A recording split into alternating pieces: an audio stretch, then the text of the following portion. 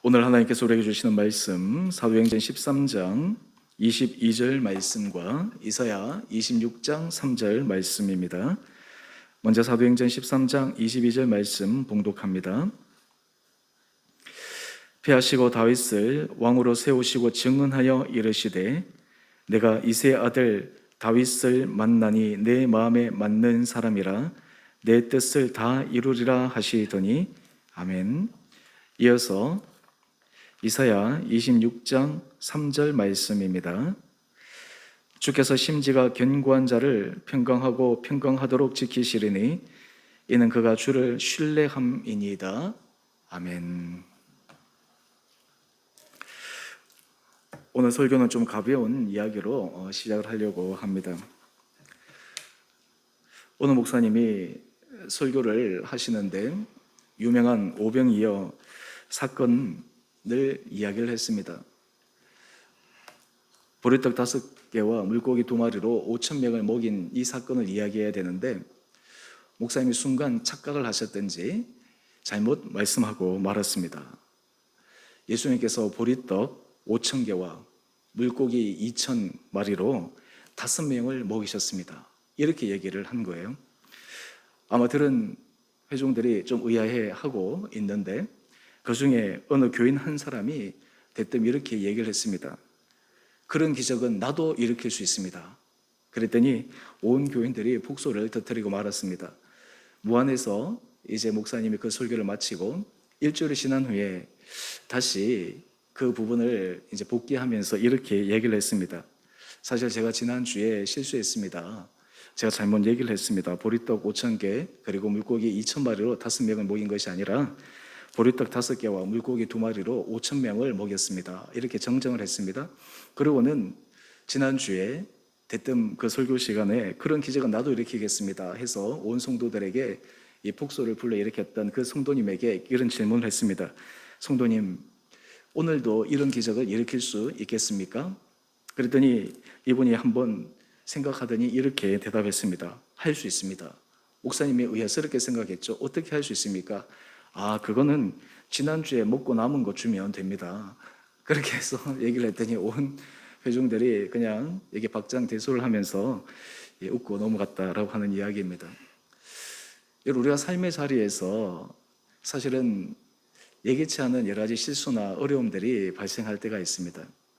사실 그때 그 사람들이 어떻게 그것에 반응하느냐, 보느냐에 따라서 그 사람의 중심, 그 사람의 생각, 그리고 상대방에 대한 태도 이런 것들을 또 확인할 수 있으리라 생각을 합니다. 우리는 흔히 인사는 만사다라는 이야기를 듣습니다. 모든 일에 있어서 사람이 중요하다라고 하는 것입니다. 회사를 경영할 때도 사람이 중요합니다. 나라를 경영할 때도 사람이 중요합니다. 교회 공동체도 사람이 중요합니다. 어떤 사람이냐에 따라서 일의 결과가 확연히 달라지기 때문입니다. 하나님은 일을 하실 때 어떻게 일을 하실까? 바로 하나님은 사람을 통해서 일을 하십니다. 어떤 사람을 통해서 일을 하시느냐에 따라서 하나님의 일의 결과가 달라집니다. 그래서 하나님은 하나님의 일을 하실 때 어떤 사람을 선택하고 어떤 사람을 통해 일하실까에 관심이 많습니다. 이것은 바로 인사는 만사다. 우리가 흔히 일상에서 겪는 그리고 많은 사람들이 추구하는 것과 비슷한 맥락이라 생각합니다.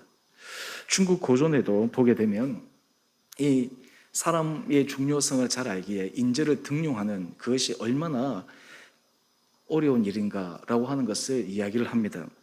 한비자 유도에 보면 이런 이야기가 나옵니다.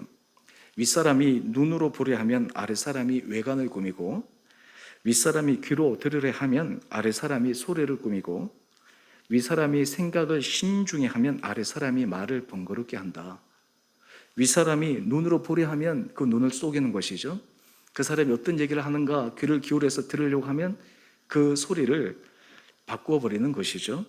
그리고 생각을 신중해서 그 사람에 대해서 곰곰이 생각하면 여러 가지 것들로 이 윗사람의 마음을 어지럽혀 버리고 마는 것입니다. 그렇기 때문에 사실 이 좋은 인재를 발탁하는 것, 좋은 사람을 이렇게 등용하는 것이 참 얼마나 어려운지 모릅니다.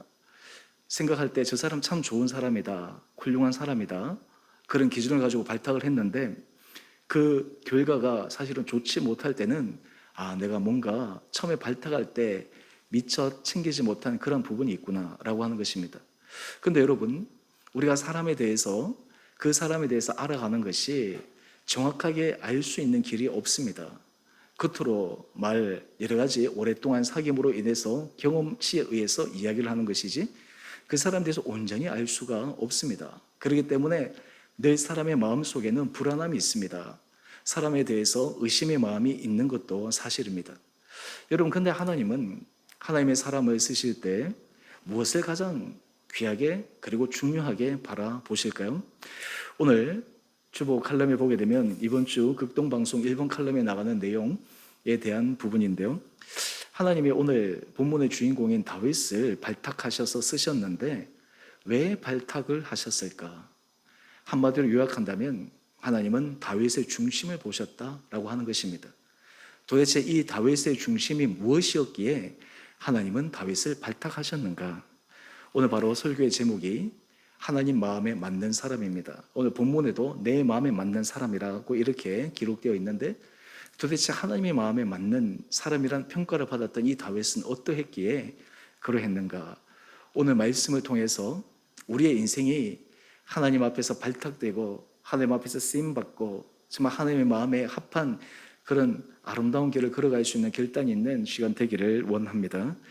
먼저 하나님은 하나님의 일을 하기 위해 늘 애타게 찾으시는 것이 하나님의 마음에 맞는 사람을 찾으십니다. 여러분, 살아가면서 저 사람은 정말 내 마음에 딱 들어, 그런 사람을 만나는 것이 참 쉽지가 않습니다.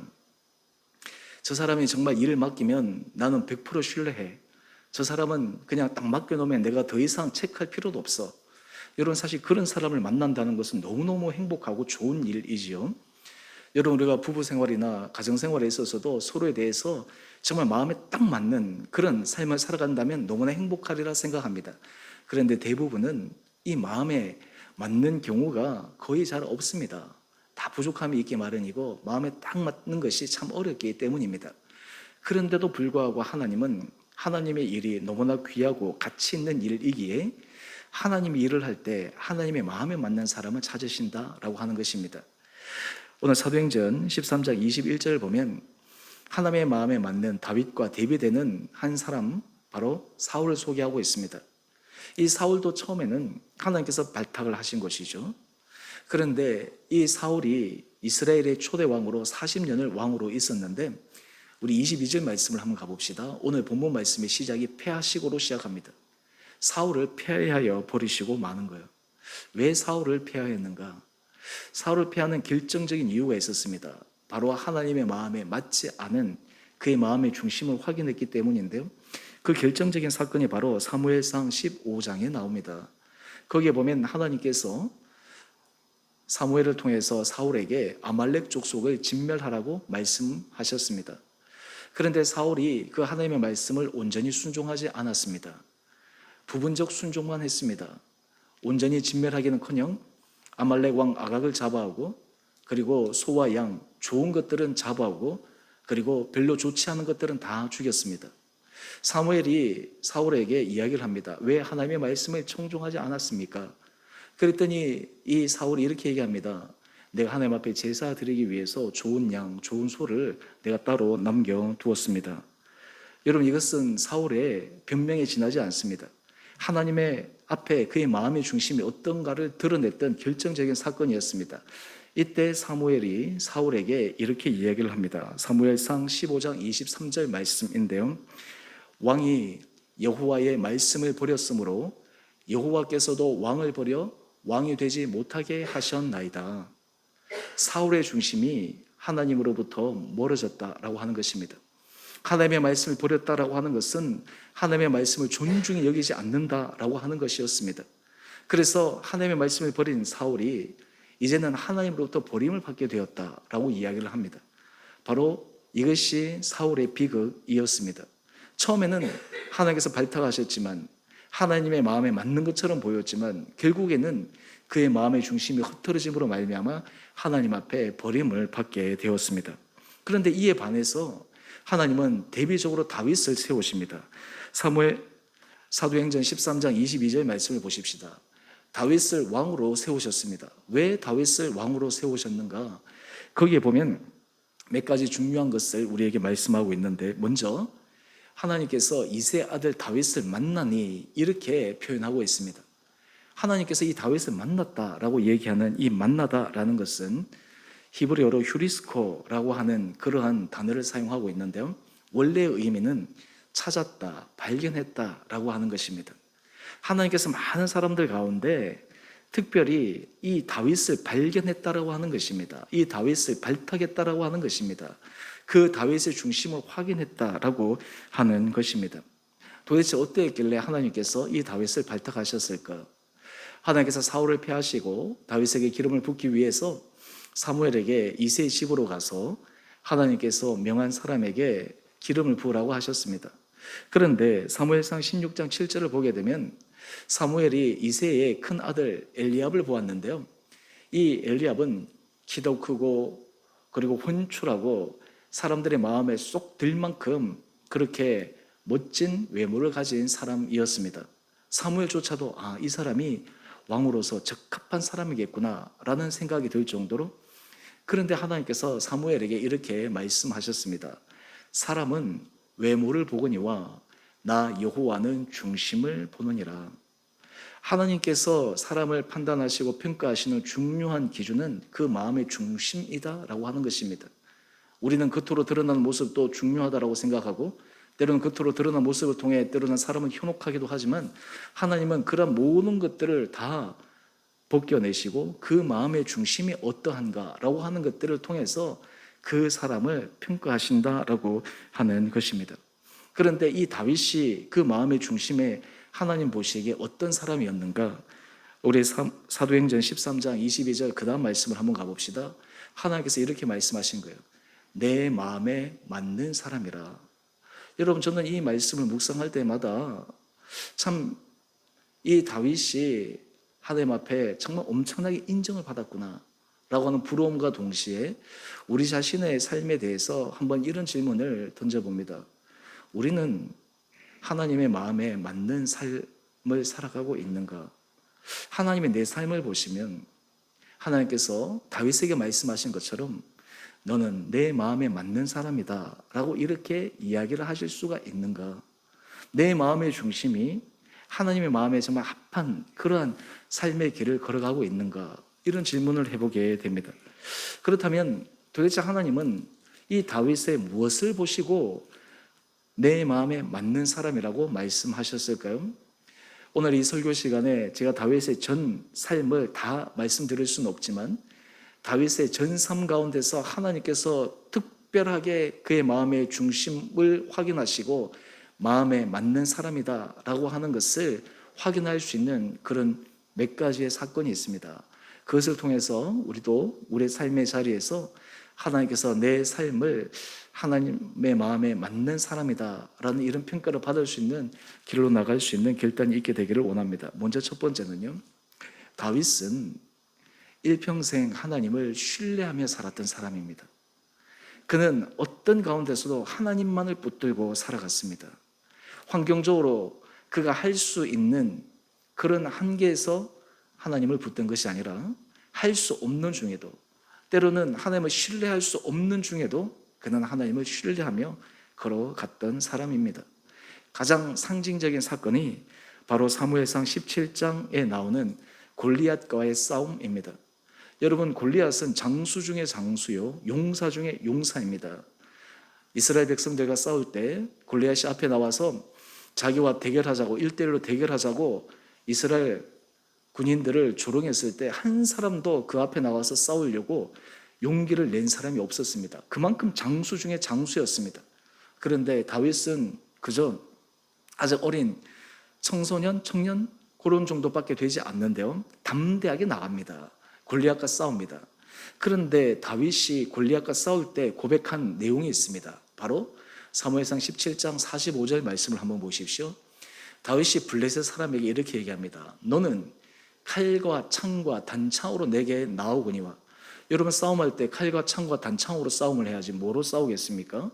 그런데 다윗은 이렇게 얘기합니다. 나는 만군의 여호와의 이름, 곧 내가 모욕하는 이스라엘 군대의 하나님의 이름으로 내게 나아가노라. 다윗은 하나님의 이름으로 나아간다라고 이야기를 합니다. 여러분, 이것이 무엇입니까? 눈에 보이는 골리앗의 거대함, 칼, 창, 단창보다 눈에 보이지 않는 살아계신 하나님을 그는 신뢰하고 그 하나님의 손을 의지해서 그 싸움의 현장에 달려나갔습니다. 여러분, 우리는 삶의 현장 가운데서 이런 다윗처럼 하나님을 신뢰하며 용기 있는 그런 삶의 결단을 못할 때가 참 많이 있습니다. 바로 이것이 다윗이 일약 이스라엘의 영웅이 되었던 사건이었고, 이후에도 다윗이 하나님을 신뢰하는 이 믿음의 그 중심을 끝까지 지켰기 때문에 그는 하나님 앞에서 성공적인 그러한 왕으로서 삶을 살아갈 수 있었습니다. 여러분께 한번 질문해 봅니다. 여러분은 하나님을 얼마만큼 신뢰하십니까? 여러분은 오늘 다윗의 고백한 것처럼 나는 이스라엘 군대 하나님의 이름으로 나아간다. 나는 하나님께서 하실 그 능력을 믿고 주님을 신뢰하면서 나간다 라고 하는 이런 온전한 믿음이 우리 가운데 있습니까?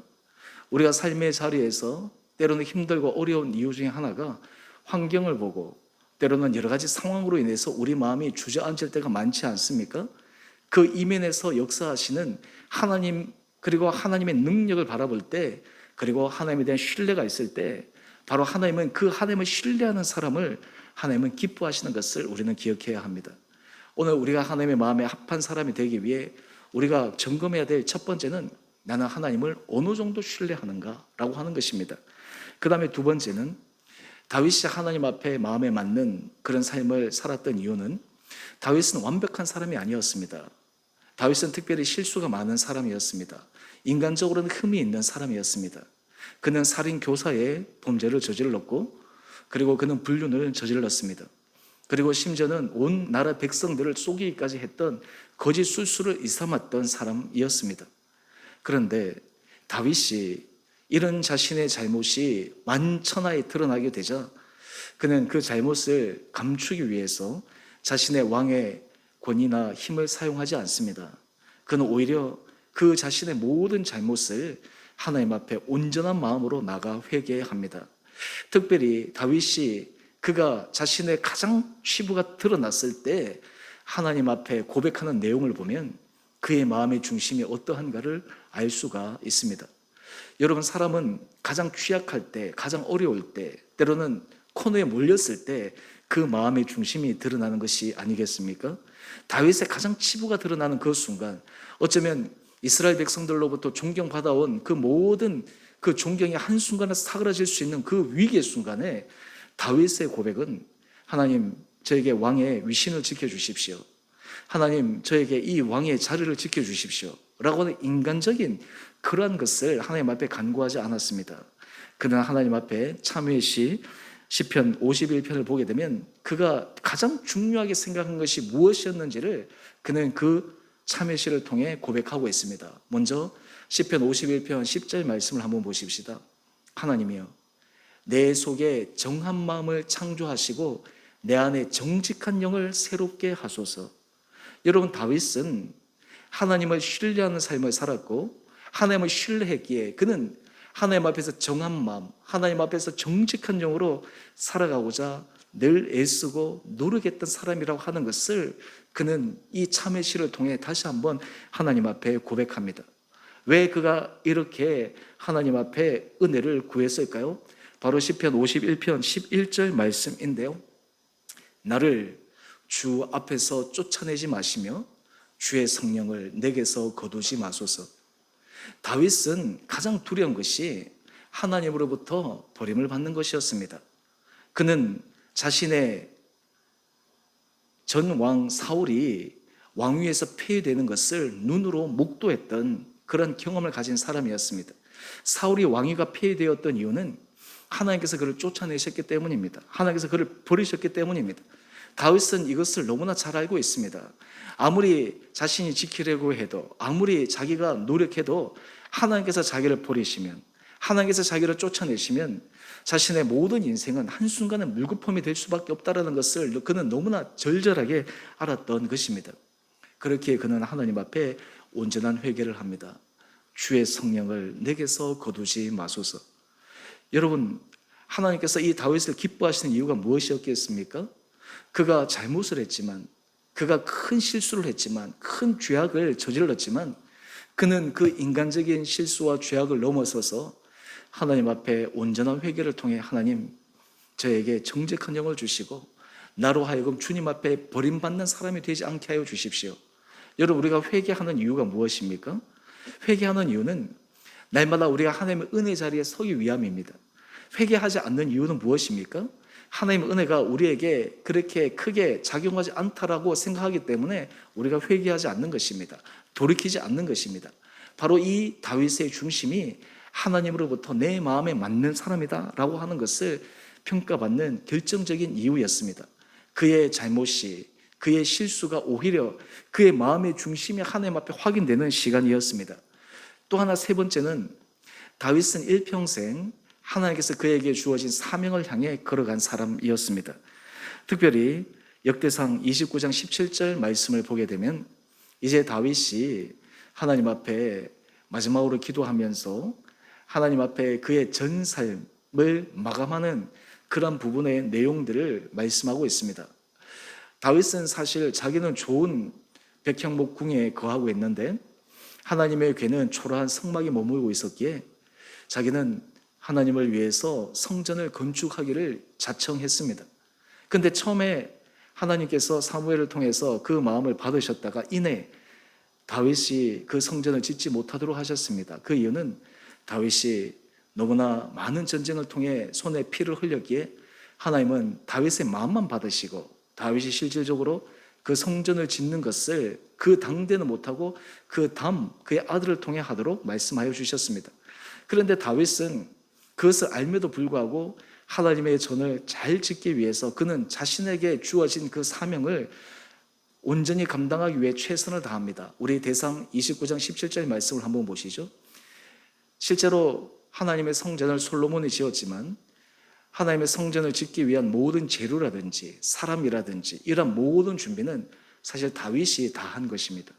다윗이 그렇게 다 해 놓았기 때문에 그의 아들 솔로몬이 순적하게 하나님의 성전을 지을 수가 있었습니다. 다윗은 자신의 왕위를 견고하게 세우는 것이 그의 인생의 가장 중요한 목적이 아니었습니다. 그는 하나님께서 그를 세우신 이유를 알았습니다.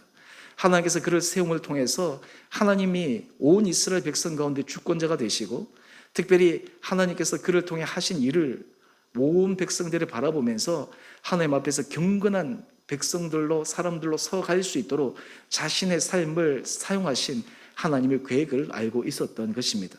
그는 이러한 하나님의 계획과 하나님의 뜻을 알고 있었기에 그는 마지막까지 그는 자신에게 주어진 그 사명의 길을 완수하게 됩니다. 제가 오늘 다윗의 전체 인생 가운데 세 가지를 말씀을 드렸습니다. 사실 이 세 가지가 바로 하나님께서 다윗을 향해서 내 마음에 맞는 사람이다 라고 하는 중요한 이유 가운데 하나였습니다. 여러분, 하나님께서 이렇게 내 마음에 맞는 사람이다 라는 그 사람을 발탁하시고 나면 그 다음 어떤 일을 하실까요? 우리 두 번째 원리는요, 하나님은 마음에 맞는 사람을 통해 하나님의 일을 이루어 가십니다.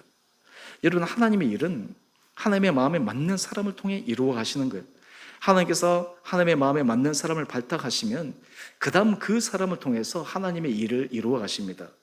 오늘 특별히 하나님께서 이 다윗이 우리에게 신앙에 굉장한 도전을 주는 인물로 또 예수님의 예표로 구약에서 우리에게 제시되고 있는데 특별히 하나님은 다윗을 발탁한 이유가 있었습니다. 인간적인 생각을 뛰어넘는 상상할 수 없는 하나님의 놀라운 섭리가 있었습니다. 바로 사도행전 13장 23절 말씀을 한번 보십시다. 하나님이 약속하신 대로 이 사람의 후손에서 이스라엘을 위하여 구주를 세우셨으니 곧 예수라. 여러분, 이것이 무엇이냐면 우리 사도행전 13장 22절 우리 앞절로 다시 한번 돌아가 보시면 거기에 하나님께서 이렇게 말씀하십니다. 내 뜻을 다 이루리라. 여러분, 여기에서 이 뜻은 바로 다윗의 육신의 계보를 통해서 이 땅의 구주로 오실 예수님을 태어나게 하시겠다라고 하는 하나님의 놀라운 구원 섭리의 사역이 그의 인생을 통해 하나님께서 이루시겠다라고 하는 것이었습니다.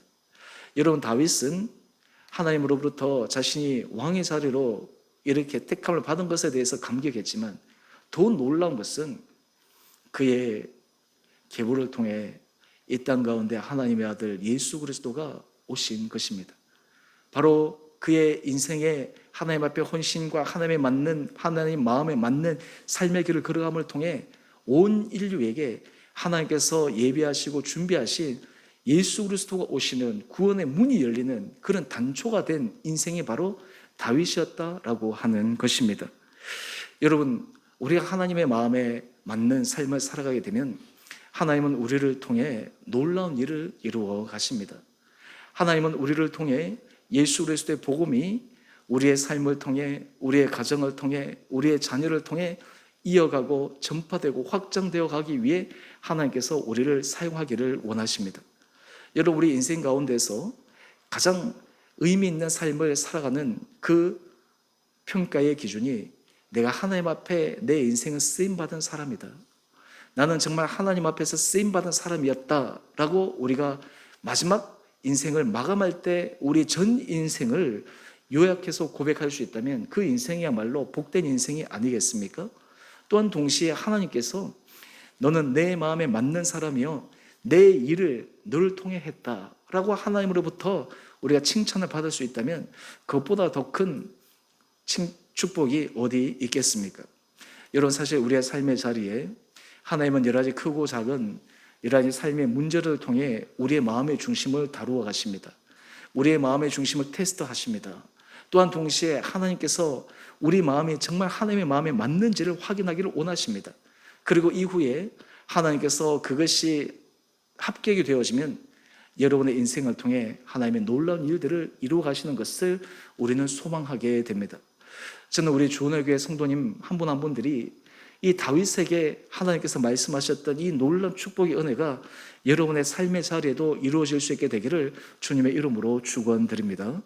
우리가 사람에게 인정받는 것도 중요하지만 하나님으로부터 우리가 인정받아 하나님께서 너는 내 마음에 맞는 사람이라 말씀하시고 그를 통해 우리의 인생을 하나님께서 사용하신다면, 하나님께서 우리 가정을 사용하신다면, 하나님께서 우리 자녀를 사용하신다면, 하나님께서 우리 공동체를 사용하신다면 그것보다 더 감격스러운 일이 어디 있겠습니까? 저는 바라기는 우리 사랑하는 성도님들이 특별히 이번 사순절 기간을 앞두고 하나님 앞에서 하나님의 마음에 맞는 이 길을 걸어갈 수 있는 결단들이 있게 되기를 원합니다.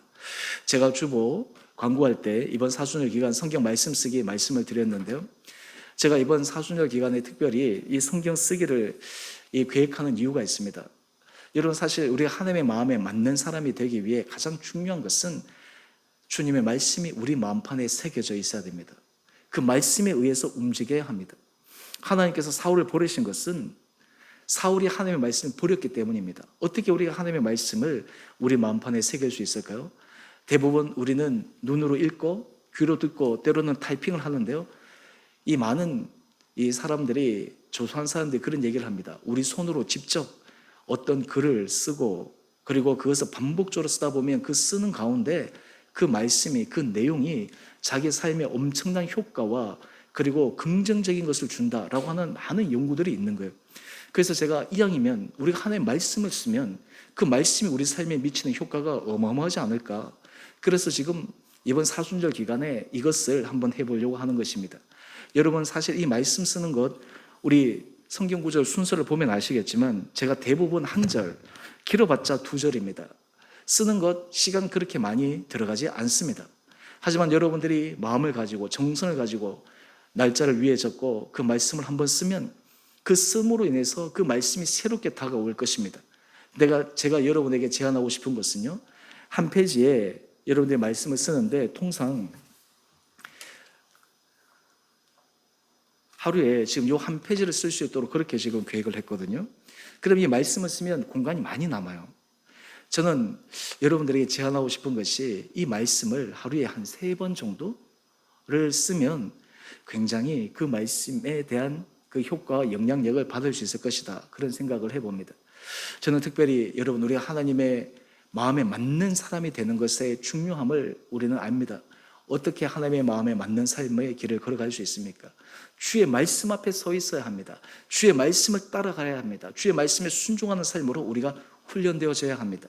저는 특별히 이번에 사순절 기간 동안 우리 사랑하는 성도님들, 여러분들 구역에서 사복음서 쓰기도 하시고, 특별히 이 말씀 쓰기 노트를 이용해서 한 절 한 절 말씀을 써서 여러분의 삶에 말씀이 견고하게 세워져 하나님께서 여러분 한 분 한 분들을 너는 내 마음에 맞는 사람이다 이렇게 칭찬하시는 거룩한 믿음의 길로 걸어갈 수 있는 귀한 시간들 될 수 있게 되기를 주님의 이름으로 축원드립니다.